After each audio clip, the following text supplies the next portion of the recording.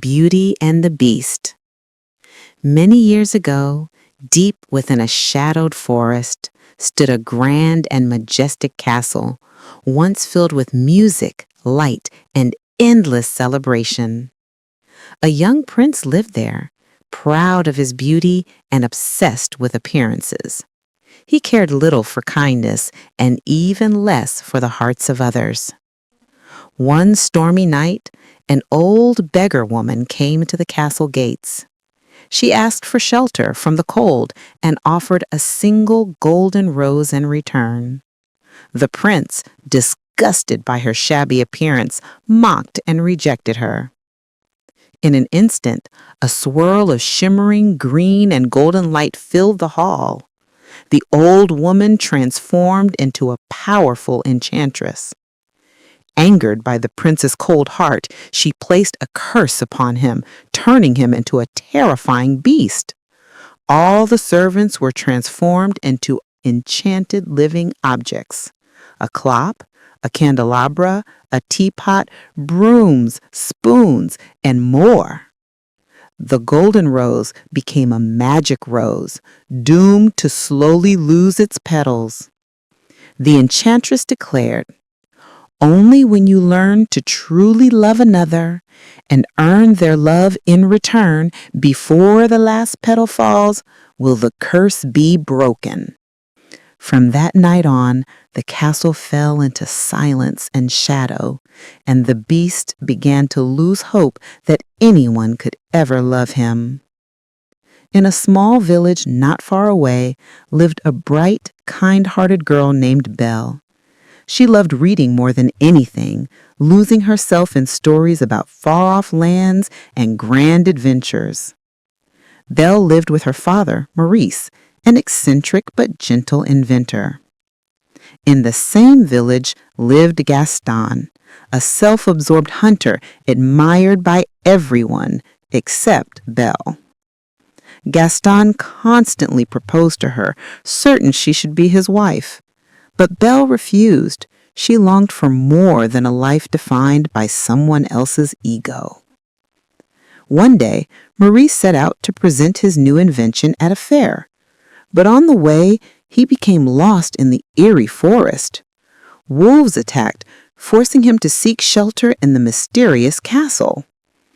The enchanted servants welcomed him warmly, but the beast stormed in, furious that a stranger had entered his home.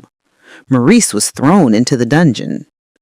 When his horse returned alone, Belle knew something was wrong. She followed its trail and soon found the castle, and her father imprisoned inside. The beast refused to free him unless Belle took his place. With courage in her heart, Belle agreed. At first, Belle feared the beast, and the beast, unused to gentleness, was rough and impatient. But slowly, with the help of the enchanted servants, Lumiere, the charming candelabra, Cogsworth, the overly strict clock, Mrs. Potts, the motherly teapot, and young Chip, things began to change. The beast learned to be polite again. He learned to listen. He learned to care. And Belle, beneath his frightening form, saw a lonely, wounded soul. When the beast gifted Belle his enormous library filled with towering shelves and endless books, her heart softened for the first time. Belle grew increasingly worried about her father. With the beast's magic mirror, she saw Maurice lost and ill in the woods. Seeing her distress, the beast made a painful decision. He set her free. Even though it meant losing his only chance to break the curse, he couldn't stand to see her suffer. Belle returned home and rescued her father.